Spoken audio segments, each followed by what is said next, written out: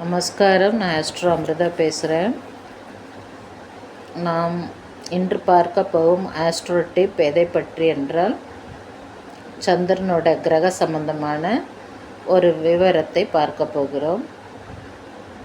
அதாவது சந்திரன் என்றால் உணவையும் குறிக்கும் என்று நாம் ஏற்கனவே பார்த்திருக்கிறோம். அந்த உணவு நாம் உண்ட பிறகு ஜீரணமாக வேண்டும்.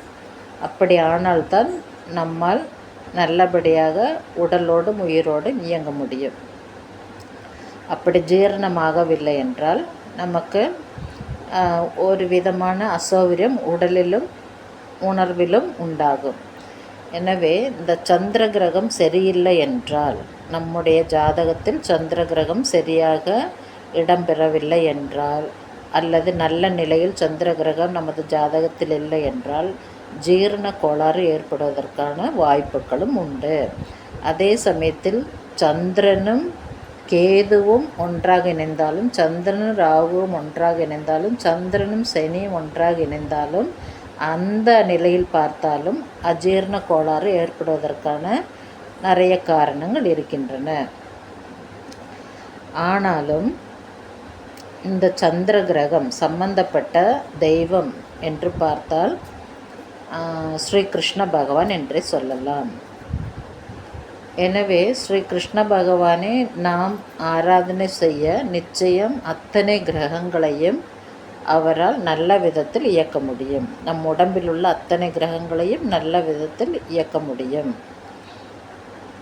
ஆனால் எந்த கிரகம் சரியான நிலையில் இல்லை, அதோடு சந்திரனும் இணைந்திருக்கிறார் என்றால் உணவு சம்பந்தப்பட்ட பிரச்சனையும் பலவிதமான சந்திரன் சம்பந்தப்பட்ட பிரச்சனையும் நமக்கு ஏற்பட வாய்ப்புண்டு.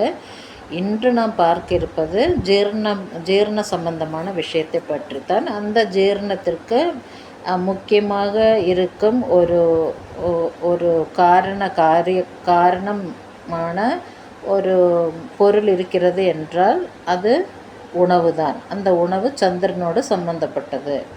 எனவே இந்த சந்திர கிரகத்தின் அந்த சந்திர கிரகத்தோடு சம்பந்தப்பட்ட ஒரு கடவுள் இருக்கிறார் என்றால் அது ஸ்ரீ கிருஷ்ண பகவான்.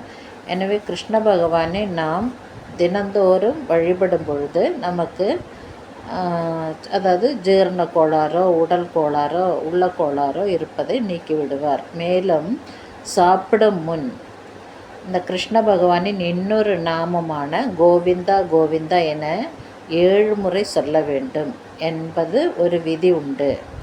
சாப்பிட்ட பின் சிலருக்கு வயிறு மந்தமாக இருக்கும், செரிமான கோளாறு ஏற்படும். இப்படிப்பட்டவர்கள் அகத்தியர், அக்னி, பாடபாக்னி ஆகியோர் நான் சாப்பிட்ட உணவை ஜீர்ணிக்கும்படி செய்யட்டும். நான் சாப்பிட்ட உணவு நன்றாக ஜீரணமாகி நன்மை தரட்டும். இந்த உணவால் உடலில் நோய் வராமல் இருக்கட்டும் என்று சொல்லிவிட்டு தொப்புளிலும் வயிற்றைச் சுற்றிலும் சிறிது தண்ணீரை தடவி கொண்டால் போதும், உணவு ஜீரணமாகும். மேலும் உணவும் சரி தண்ணீரும் சரி சந்திரன் சம்பந்தப்பட்டது.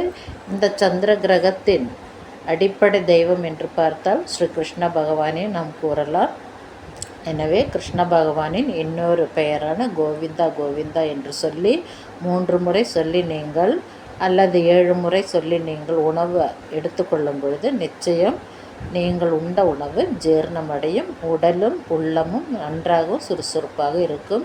இந்த வீடியோ உங்களுக்கு பிடித்திருந்தால் மற்றவருக்கு ஷேர் செய்யவும், அதேபோல் சப்ஸ்கிரைப் செய்ய மறக்க வேண்டாம். Bye from Astro Amrita.